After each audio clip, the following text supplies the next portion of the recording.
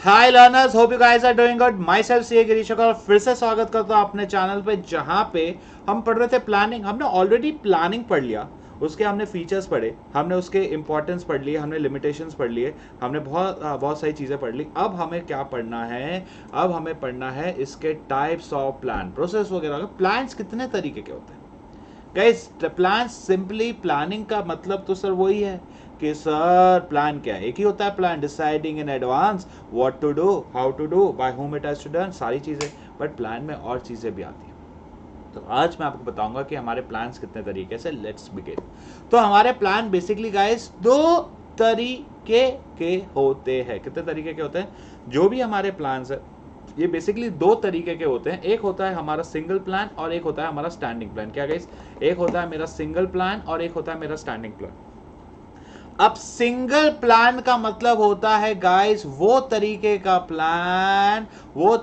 Plan जिसमें हम सिर्फ और सिर्फ जिसको हम रिपीट नहीं करने वाले। इसके टाइप्स क्या, हम उसको आगे पढ़ेंगे। एक बार मैंने ये प्लान कर लिया, बस मैं रिपीट नहीं करूंगा। मुझे एक बार जाना था कसौल घूमने, या मुझे एक बार जाना है मनाली घूमने, मेरे को एक बार मैं लाइफ में एक बार गया हूँ इबिजा, तो मैंने इबिजा की प्लानिंग कर ली। अब ये जो इबिजा की मैंने प्लानिंग की, ये प्लान क्या मैं वापस से लाइफ में कभी रिपीट करने वाला हूँ? क्या वापस से कभी रिकर होने वाला है? तो जो प्लान मेरा लाइफ में फिर से रिपीट नहीं होने वाला होता है उसे हम क्या बोलते हैं? Single use plan. मतलब ये चीजें फ्यूचर में फिर से रिपीट नहीं हो सकती है, but most of the chance है रिपीट ना हो। क्योंकि अगर आप घूमने का प्लान बना रहे हो तो हर बार आप अलग अलग घूमने जाओगे, अलग अलग घूमने का प्लान होगा कि यार एक बार चलो गोवा चलते हैं, एक बार कलकत्ता चलते हैं, एक बार दिल्ली चलते हैं, एक बार हैदराबाद चलते हैं, एक बार बैंगलोर चलते हैं। तो ये जो प्लान्स है जो बार बार रिपीट नहीं होने वाले, या होंगे तो बहुत समय के बाद होंगे, तो उस तरीके के प्लान को हम बोलते हैं single use plan. A single use plan is develop for one time, सिर्फ और सिर्फ एक टाइम के लिए किया जाता है, और ऐसा सोचा जाता है कि भैया ये तो फ्यूचर में रिपीट ही नहीं होने वाला। ये किस तरीके के नेचर होते हैं गाइस? इनका नेचर जनरली माना जाता है एक तरीके का नॉन रिकरिंग। किस तरीके का नेचर होता है इनका? इनका मोस्टली होता है एक तरीके का non recurring. They are not going to get repeated. The duration of this plan में depend upon the type of the project. Wise depend करता है, कभी वीक का होता है, मंथ का होता है, उस हिसाब से डिपेंड करता है। तो गाइस अब इसके हम देख लेते हैं one time use. Single use plan क्या होता है? वही प्लान होते हैं जो सिर्फ और सिर्फ कितनी भी यूज आ रहा है? एक बार। सिचुएशन स्पेसिफिक, घूमने का जैसे बताया, एक बार प्लान बन गया उसके बाद कोई काम का नहीं। Duration depends on the project. जैसे घूमने का प्लान बना रहे हो 2 दिन का, 4 दिन का, 10 दिन का, 20 दिन का, और हर बार नया प्लान बनाना पड़ता है। अब ये एक तरीके के प्लान होते हैं, जैसे बजट हो गया, प्रोग्राम हो गया। बजट जैसे हर जगह आप घूमने जाते हो, सबका बजट अलग होता है, प्रोग्राम होता है, ये सारी चीजें मैं आपको डिटेल में आगे पढ़ाने वाला हूं। अब गाइस नेक्स्ट है सिंगल प्लान। सिंगल प्लान फिर से बता देता हूं, वो प्लान जो सिर्फ और सिर्फ एक ही बार यूज होने वाला है, उसके बाद टाटा बाय बाय खत्म। बट ये जो मेरा स्टैंडिंग प्लान होता है ना, ये वो प्लान होता है जो over a period of time regularly doing the continuously doing recur होने वाला है। जैसे बाहर घूमने जा रहे हो, दैट्स एग्री, पर बाहर घूमने जाने की आपकी जो किट होती है ना, कि मेरे किट में साबुन होनी चाहिए, एक शैम्पू होना चाहिए, एक टूथब्रश होना चाहिए, टूथपेस्ट होना चाहिए, या तेल होना चाहिए, या कुछ खाने की खाखरा होना चाहिए, कुछ भी जो भी आपके नमकीन आप खाते हो, कुछ चीजें तो की प्लानिंग तो हर बार ही करते हो कि हम नियम कायदे बना के चलते, ऐसे कपड़े पहनेंगे, ये करेंगे, वो करेंगे, ऐसा करेंगे। तो ये जो प्लान्स हमारी जिंदगी में बार बार यूज आते हैं। अब आप पढ़ाई 11th की करो, 12th की करो, पढ़ने का प्लान तो सेम ही होगा ना, कि आप पहले अच्छे से पढ़ोगे, उसकी राइटिंग प्रैक्टिस करोगे, फिर सैंपल पेपर्स करोगे। या दूसरा, आप नियम कायदे जो अपनी जिंदगी में बना रहे हो, आज आपने अपनी जिंदगी में कोई नियम बनाया तो उसको हम बार बार यूज करने वाले हैं। ये प्लान जो रूटीन है बिजनेस की, अब जैसे एक कंपनी है, अब एक कंपनी की क्या होगी, क्या बोले, कंपनी अपना क्या अचीव करना चाहते हैं, कंपनी का पॉलिसी क्या होगा कि हर साल कोई भी नया बंदा आएगा तो यही है। अब कंपनी में कोई कायदे है कि हर साल अगर आपको ऑफिस आना है तो इसी समय पे आना पड़ेगा, ऐसे आना पड़ेगा, ये तरीके से रहना पड़ेगा। तो जो चीजें, जो प्लान हमारे बिजनेस में बार बार कंटिन्यूसली लग रहा है, उसको हम कहीं ना कहीं बोलते हैं एक तरीके का स्टैंडिंग प्लान। वो स्टैंडिंग अभी तक खत्म नहीं हुआ है। सिंगल प्लान का मतलब होता है वो प्लान गाइस जिनका इंपॉर्टेंस खत्म। पर स्टैंडिंग प्लान कहीं ना कहीं वो प्लान है जो बार बार कहीं ना कहीं रिकर हो रहा है और हमारे बिजनेस में यूज होते जा रहा है। Standing plan use for activities is used for कहाँ गया, हाँ, for activities that occur regularly, ये रेगुलरली होते रहते हैं। It is designed to ensure that internal operation, हमारा बिजनेस बड़े ही आराम से, बड़े ही सही तरीके से ऑपरेट हो।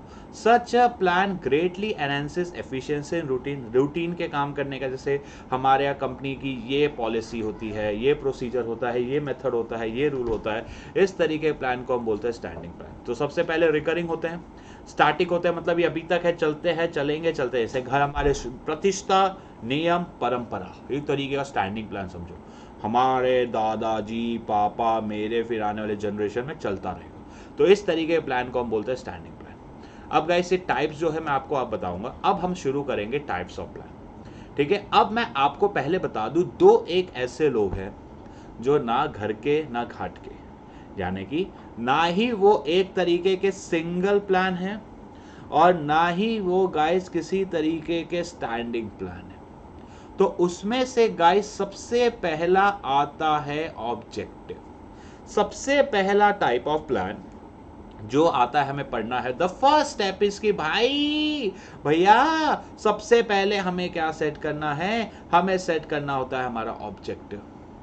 कि ऑब्जेक्टिव का मतलब होता है वो लक्ष्य, वो एम, वो फाइनल टारगेट जो एक मैनेजमेंट अच्छे से मैनेज करके अचीव करना चाहती। ये मेरी पोजीशन है, ये मेरा लक्ष्य है, मैं चाहता हूं कि हम इसको अचीव करें। Can be said to be the desire future position that the management या द मैनेजर जो सोच रहा है कि मैं इसको हासिल करूं, इसको मैं पाऊं। ये बहुत ही एंड रिजल्ट है भाई, ये मेरा विजन है, ये मेरा सपना है, इसको मुझे पाना है। This is the end result, ये मेरा मकसद है, ये मेरा फाइनल गोल है, ये मेरा फाइनल एम है जो मैं चीजों को ढंग से मैनेज करके अचीव करना चाहता हूं। Therefore, an objective simply states it's what you would like to achieve, कि क्या मेरा फाइनल रिजल्ट है। ठीक है, अब गाइस मैं एक चीज बता देता हूं, जो भी हम ऑब्जेक्टिव डिसाइड करें ना, इट शुड बी स्मार्ट। ट्विंग ट्विंग ट्विंग, ये कई बुक्स में लिखा हुआ है स्मार्ट। कैसा होना चाहिए, मेरे स्टूडेंट्स की तरह स्मार्ट। सबसे पहला स्पेसिफिक, दूसरा मेजरेबल, तीसरा अचीवेबल, चौथा रिलेवेंट और पांचवा टाइम बाउंड। कि भाई सबसे पहले आपको स्पेसिफिक बात करनी है। सर क्या करना है, सर पता नहीं कुछ अच्छा हो जाना चाहिए। अरे भैया क्या बात, सर सेल्स इंक्रीज करनी है। अब सेल्स इंक्रीज करना है, स्पेसिफिक बात हो गई, पर मेजर कैसे करोगे, मेजर कैसे करोगे, नंबर्स में दो ना, कि सर मुझे मेरी सेल्स को 20% से इंक्रीज करना है। अब दैट्स मेजरेबल। अब तुम बोलते हो कि सर नहीं 20% नहीं, मेरे को चाहिए 2000%। क्या मजाक कर रहा है, पहले तो सेल्स नहीं हो रही, अब सीधा 2000%। भैया टारगेट उतना ही रखो जितना टारगेट हो पाए। कोई बच्चा अगर बोर्ड से पहले अगर 20% या 15% ला रहा है, फेल हो रहा है, उसको पता ही नहीं है बीएसटी में मैनेजमेंट की इफेक्टिवनेस और एफिशिएंसी तक वो अटका पड़ा अभी तक। क्या वो लगता है सीधा 100 ला सकता है? देखो ला सकता है, बट पहली उसके बाद जो एग्जाम दे रहा है उसकी कोशिश तो यही होगी ना कि पहले 50 लाए, फिर 70 लाए, फिर 80 लाए, फिर 90 लाए, फिर 100। एंड रिलेवेंट, अब आप 12th की प्लानिंग, 12th के एग्जाम दे रहे हो और आप 11th के शेड्यूल के ऑब्जेक्टिव्स बना रहे हो। देखो अब मेरा टारगेट ये है कि 1 महीने बाद इंटरनल ट्रेड, फिर इंटरनेशनल बिजनेस, फिर ऐसा, फिर ये रिलेवेंट होना चाहिए। जो भी मेरा ऑब्जेक्टिव है, जो भी मेरा लक्ष्य है, कहीं ना कहीं वो मेरे काम से रिलेवेंट होना चाहिए। टाइम बाउंड, कि 1 साल के अंदर इतना सेल्स अचीव कर लेना है, 1 साल के अंदर ये काम कर लेना है। जो भी काम या जो भी हम टारगेट सेट करें, that should be time. They should be measurable in quantitative terms in the form of written statement, जो रिजल्ट हम अचीव करना चाहते हैं गिवन पीरियड ऑफ टाइम। ठीक है, तो ये जो है, जो फाइनल लक्ष्य है, जो भी आपका फाइनल एम है, जो आप अचीव करना चाहते हो, उसे हम क्या बोलते हैं, ऑब्जेक्टिव। वो स्पेसिफिक भी होना चाहिए, मेजरेबल होना चाहिए, अचीवेबल होना चाहिए, रिलेवेंट होना चाहिए, टाइम होना चाहिए। It should be very specific, it should be measurable, achievable. हम उसको इजीली सही तरीके से क्या कर सके, अचीव कर सके। हमें ये चीज़ हमेशा ध्यान रखनी होगी। क्लियर? चलो गाइस आगे बढ़ते हैं, चलो चलो चलो आगे बढ़ते हैं, चलो। अब नेक्स्ट है मेरा दैट इज स्ट्रैटेजी। अब भाई कबड्डी कबड्डी कबड्डी कबड्डी कबड्डी कबड्डी, अब हम कबड्डी का गेम खेल रहे हैं। ये स्ट्रैटेजी वर्ड क्या सुना होगा? अब सामने वाले प्लेयर के टूइंग टूइंग टूइंग टूइंग, एक पिक्चर देखी थी मैंने, छेल्लो दिवस, क्या नाम है वो थी ना सुशांत सिंह राजपूत की, वो तो पिक्चर थी, वो दोस्ती पे थी पिक्चर का, जो भी आप कमेंट में डालिएगा। अब यहाँ पे 5-6 लोग कबड्डी खेल रहे हैं। ये क्या करते पता है? ये पिक्चर में देखा, एक कोच को ले आते हैं, और कोच होता है वो सब्जी को, वो रसोईदार, बोलते हैं ऐसे ऐसे करके करना, पैर उठा पटक मरोड़, ये कर वो कर, ऐसे कर वैसे कर।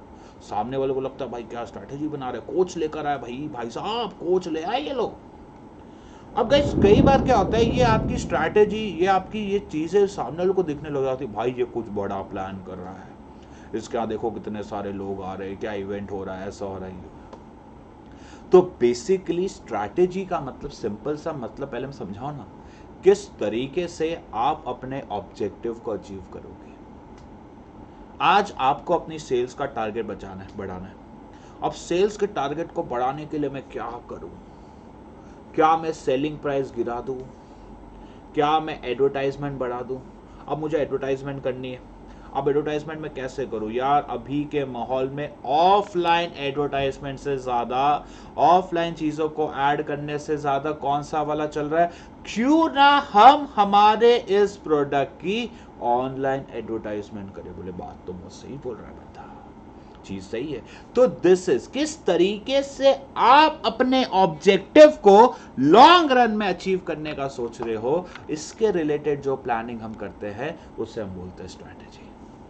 ठीक है, अब कुछ मैं वर्ड्स आपको बताते जा रहा हूं, वीडियो को ध्यान से देखिएगा। A strategy provides a broad contours of an organisation which refers to future decision direction. किस दिशा में हम काम करेंगे भाई, कैसे हम काम करेंगे, क्या जो मेरा ऑब्जेक्टिव है ना सेल्स को 20% अचीव करना, आप उस सेल्स को 20% कैसे अचीव करोगे भैया?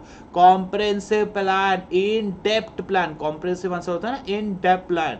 किस तरीके से हम काम करके क्या अचीव करने वाले हैं, किस तरीके से हम प्लान कर रहे हैं ताकि हम क्या अचीव कर सके, हम अचीव कर सके हमारे ऑर्गेनाइजेशनल गोल। तो इस तरीके से in depth encounters plan, in depth plan, ताकि हम ऑर्गेनाइजेशनल गोल्स को अचीव कर सके, दैट इज कॉल्ड स्ट्रैटेजी। अब इसमें 3 चीजें होती हैं।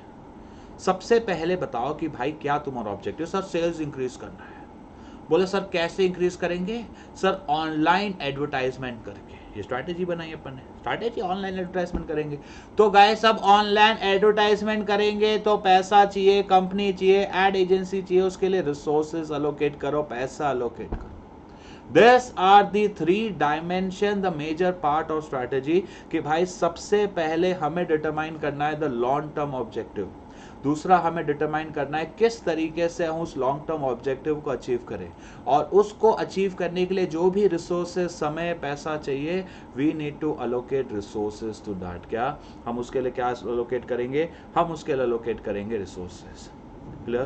तो क्लियर है डायमेंशन, सबसे पहले लॉन्ग टर्म ऑब्जेक्टिव, फिर उसको कैसे अचीव करोगे, इसके resources. Whenever a strategy is formulated the business, देखो गाइस आप जब भी स्ट्रैटेजी बनाते हो ना तो आप आसपास के माहौल को देखते हो। क्यों हमने देखा कि सपोज आज मैं कोई बच्चों के प्रोडक्ट की बात करता हूँ तो मैं ऑनलाइन क्यों प्रेफर करता हूँ? क्योंकि आजकल के माहौल को देखते हुए सब आपको पता ही है कि बच्चे ऑफलाइन से ज़्यादा ऑनलाइन की दुनिया में रहते हैं, वो वर्चुअल दुनिया में ज़्यादा प्रेफर करते हैं। वैसे भी जब भी कोई कंपनी अपनी बिजनेस की स्ट्रैटेजी बना रही है कि मुझे मेरा प्रोडक्ट कैसे बेचना है, तो वो आसपास देखे कि सरकार के नियम कायदे क्या है, सर क्या टेक्नोलॉजी नहीं आई है, पॉलिटिकल स्टेबिलिटी है कि नहीं, देश में इन्फ्लेशन है कि नहीं। तो हमें स्ट्रैटेजी देखते हुए आसपास के माहौल को देखना बहुत ज़रूरी है। प्लानिंग का सबसे बड़ा उसूल ही यही है कि आप जो भी चीज़ें प्लान कर रहे हो, और स्ट्रैटेजी एक तरीका का इन डेप्थ प्लान है, तो जब आप इन डेप्थ प्लान कर रहे हो ना यार, तो मतलब वी नीड टू कंसिडर ना आसपास क्या चल रहा है।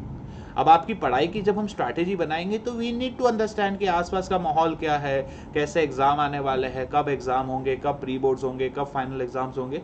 We need to understand the environment. जो भी मेरा आसपास का एनवायरनमेंट है, जो भी मेरा आसपास का माहौल है, उनको हमें समझना बहुत ज़्यादा ज़रूरी है। तो दैट इज कॉल्ड एज, उसको हम क्या बोलेंगे, कहीं ना कहीं स्ट्रैटेजी। अब आगे बढ़ते हैं। Strategy usually take the course of forming the organisational identity. ये स्ट्रैटेजी से ही देखो, अब जो स्ट्रैटेजी इतनी मेन होती है कि हम कैसे ऑर्गेनाइजेशन ऑब्जेक्टिव को कर रहे हैं, कि भाई अगर आप स्ट्रैटेजी बहुत गजब बना लो ना, बिजनेस एनवायरनमेंट को बीट कर लो, तो आपका जिंदगी बन जाती है। ठीक है, ठीक है, ठीक है। तो ये ही स्ट्रैटेजी कि भाई आप आज आप सोचो, इंडिया के इतने बड़े बड़े स्टार्टअप्स जो बिलियन डॉलर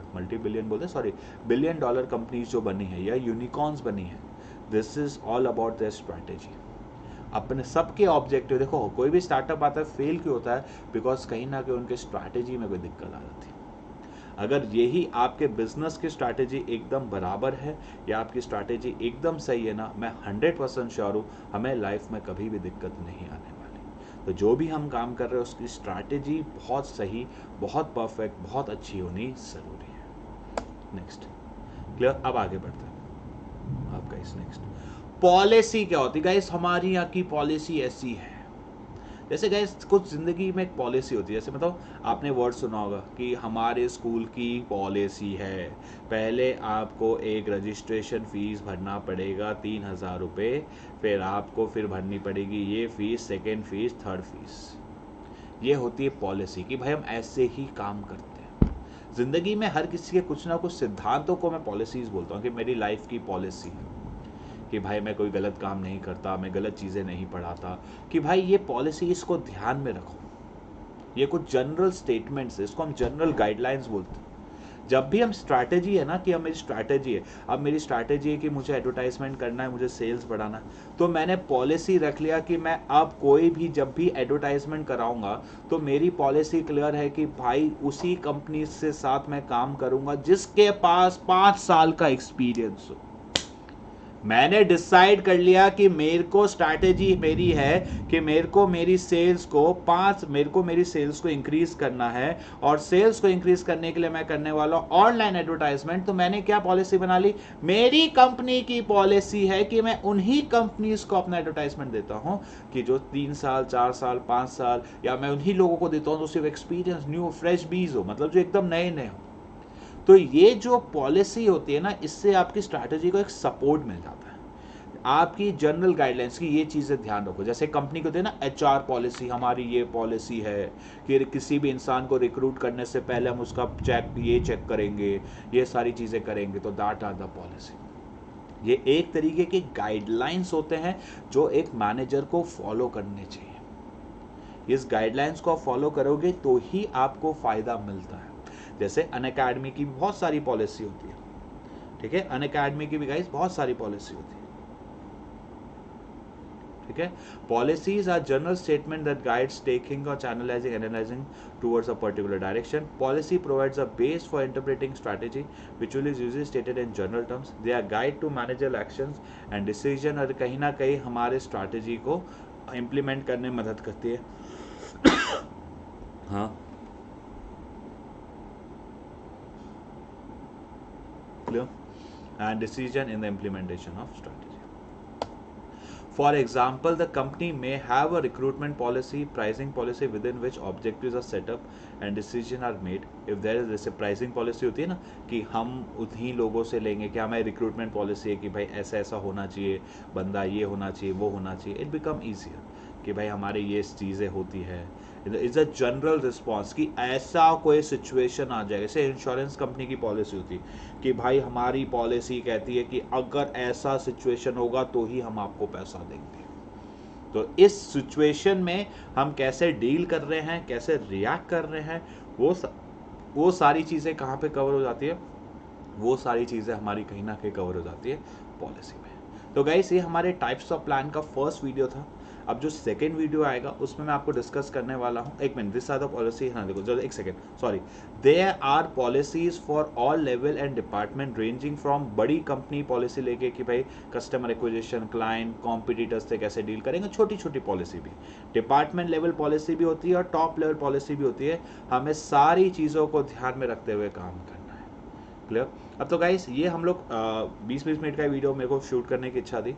अब मेरे को procedure, method rule, budget, programme और थोड़ा समय मिलेगा तो डिफरेंस, मैं इसका एक और वीडियो बनाऊंगा आप लोगों के लिए। तो अभी के लिए इतना रखते हैं, चैनल को सब्सक्राइब करना, दूसरा वीडियो जरूर देखना जिसमें बाकी सारे प्लान्स होंगे। फिर से बता दो, objective are the end result, strategy are the comprehensive plan, in depth plan जिस तरीके से हम ऑब्जेक्टिव को अचीव करेंगे, और policies are the general guidelines जो हमारी स्ट्रैटेजी में मदद करते हैं, जैसे pricing policy, purchase policy, HR policy, कि हमारे घर के सिद्धांत क्या है, एक तरीके से सिद्धांत समझ सकते हो जिंदगी के।